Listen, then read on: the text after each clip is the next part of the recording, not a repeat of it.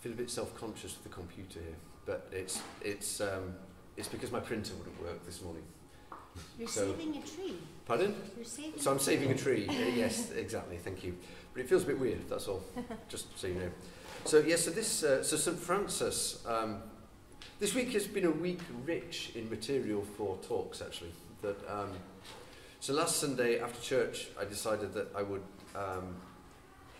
I really like being at the front, and I think so far everyone who's said anything to me at least has said that they really like being at the front, and they like the fact that we're sitting together and that we're not scattered in the four corners of the church when there's only a few of us. And but it felt like we've tried it out, and over the summer when there were 12 of us, it was very relatively ordered and easy to keep it all flowing and everything else. And then when there were 26 of us, it felt like it was still really good, and it was great to be kind of that way you're all clustered together, but maybe we needed a bit more space. So I was here last week, and as I was, and I thought I'll adjust is a really dangerous word, just so you know. So I'll just put the screen back, and then we can, which was Lorne's idea, well, you put the screen to the wall, and then you can get all sorts of extra space in that back corner. Well, let me tell you, it took 5 hours just to put the screen back. There was dust, there was the dirt of ages. You wouldn't believe this church is only built like 40 years. I swear there were cobwebs there from the 1300s.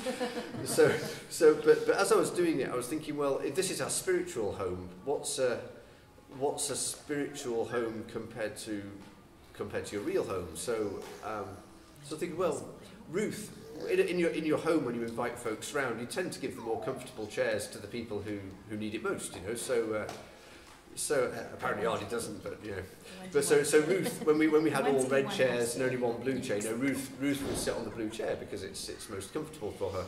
So it's kind of welcoming to the people who need comfy chairs, and it's inclusive as well. When you invite people to your home, you don't tend to say, well, you sit in the dining room and you sit in the basement, and you sit over the far corner where it drips, and you tend to gather around in one room so you can talk to each other, and then you let the kids go and play somewhere else because that's how old enough they are.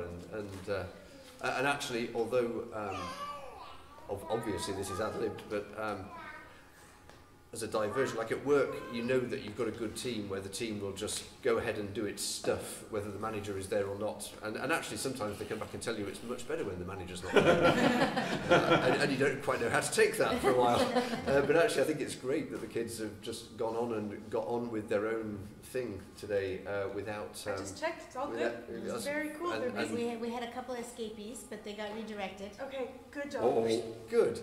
So the whole thing that the kids will go and do their stuff, fantastic, and it's just brilliant, really. And I think it's a great credit to that group that they'll just go and do that. Amen. And then I thought, well, we've got lots of children, and Savannah's getting baptised next week, so I moved the font to this side rather than in that far distant corner over there.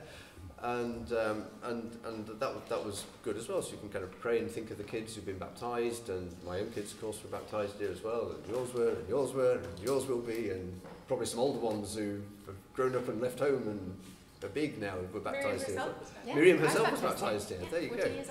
So there's and although Who invited you? and although and then what else do you have at home? Well, you have, most places have photos of babies and family and the story of your life on the walls, and well, we've got the story of Jesus' life plastered around the walls. And also I didn't quite get around to finishing it off because it needs a hole, but kind of that board there sort of tells quite a lot of the story of St Mary's in one collage of photos. So I thought that would look really good on that nail up there at another time. And then we have the altar there, and I sort of half deliberately and half decided not to put another altar here, but Angelica said, yeah, it's really good, but maybe you need just like an altar or some reminder that God is at the centre of all this. But because the altar was so beautifully decorated today, I thought we'll leave it like that. But if we have communion, and we can put a table out here, and it's just like gathering round in one of those crazy suppers where you have lots of people and people eat and are refreshed. So as I was doing that, I was thinking, well, this is this is just a really nice thing to do, and praying for the people who sit here and for just how it works at the front. And in the end, we did get more space. And just as a practical note, I spent a long time arranging the grand piano and the drums, and I still don't think I quite got it right, but we'll figure it out. It's a work in progress. It's a work in progress. So as with all things, we tried out and we walked. And then I thought, well, it would be great if the kids could play with us rather than playing at the back somewhere. So, well, there's space for a carpet down here, so we could move the carpet, and it'll evolve over time. And maybe the 9:30 would like to play as well. I don't know. We'll see. So that was Sunday in my week. So the theme is all really about building a church and building our own spirituality and building a place for worship and community. So then on Tuesday we had a follow-on meeting after the town hall, where we met and we talked, and really for those who weren't there, really the conclusion of the town hall was we love what we're doing, but we really wish that the roof didn't leak and that we didn't need to spend lots of money, and that essentially the view was, we need to go do something, either go and find somewhere to rent or knock this place down and build something new, or and there was quite a lot of excitement at the end. So on Tuesday though we met to figure out what the next steps along those paths might be, which was it was a good meeting in many ways, but also not without sadness, because you spend all Sunday rearranging something because that's what you do to worship, and then actually maybe why am I bothering, and then two things happened after that, one of which was Gail. I drove Gail home and I said, well, how do you feel? She said, well, this will be my 4th church building of St Mary's, so we might as well have fun doing it. And that was a great attitude. I thought, it really cheered me up actually, and encouraged me actually more than cheered me up, and also that church is what you make of it, and perhaps what you let God make of you in it as well. So I thought that was a great thing to kind of hold in my mind as we're thinking. Well, actually, it is an exciting thing to build a new church and to go and do some new stuff.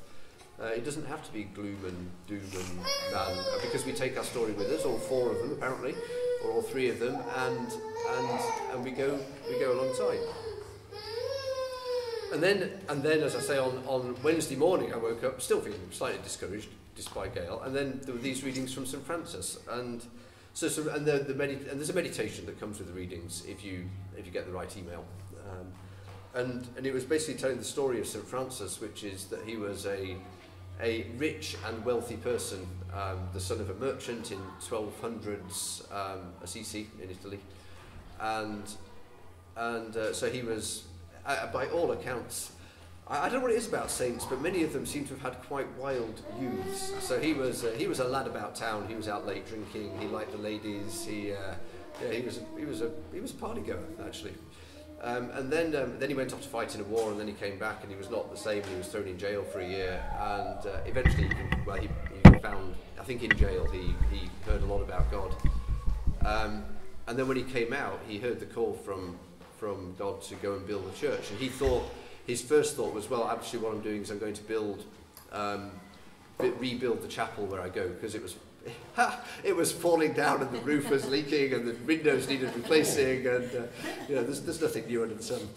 So he went to go and rebuild, and actually he sold a whole bunch of his father's cloth without asking his dad, which apparently was a mistake, because his dad threw him out, and then he had to forsake his inheritance and everything else.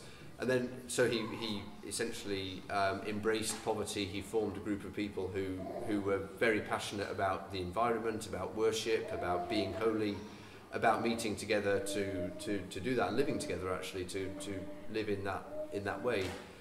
He remained obedient to the Pope, even though the Pope was unsure about the way that this new church was going, if you like, or this new brand of church was going. And that's why they shaved their heads actually. It was a mark of obedience to the church, even though they were doing something new. And over time he came to realise that his call wasn't to just rebuild that chapel or the churches that he did rebuild. It was actually to change the way that people thought about church and the way they interacted with God. And the readings from that was the first one that I so elegantly stitched Sally up with the Artaxerxes and the Euphrates, and I'm going to say it really confidently, and I have no idea whether that's right. Just so you know. You say that like you wrote it all the time. I know. Well, I do all the time. Yes, that's what I shouldn't have asked. I should have just said it. You should have just done it, exactly. And so the story of Nehemiah is that the Israelites were still in exile in Babylon at that point, and Nehemiah was the cupbearer to the king, so it was quite an important position actually, and clearly he was I guess over time he became sad, and he was thinking of Jerusalem, which was in ruins. The walls were broken down, the temple was broken down, or the places of worship were broken down. And so the king said, well, why are you sad? So he's, well, I'm thinking of my home, and the temple is broken, the walls are broken, the whole place is broken down. And so what do you want? Well, I'd like to go back and rebuild it. Okay, and I think this was a political shift as well, because there are all sorts of other tribes that come into the story later on. So the long and short of it was that Nehemiah was allowed to go back to Jerusalem, and you notice he chanced his arm as well. Look, yeah, okay, can I go, but actually can I have some safe passage and some people to guide me and some troops to go with me? And so he kind of he put his chips all in at that point, and God was with him, so he won. So then he went, and actually they rebuilt Jerusalem in 52 days. So he got all the families, he gave each of the families their own bit of wall and said, you go and build that bit, you go and build that bit. They had to stand guard because there were quite a few people who did not want this city rebuilt with strong walls and strong defences. For those of you who are interested, you should read Nehemiah and Ezra at the same time, because Ezra was the prophet who worked alongside Nehemiah. So when they rebuilt the city, Nehemiah got Ezra to go and reread the laws, and they talked through and they confessed the whole history of Israel for the last however many hundreds of years, how they kept turning away from God, how they were now going to stay with God, how they were going to be faithful to him, and he will be faithful to them.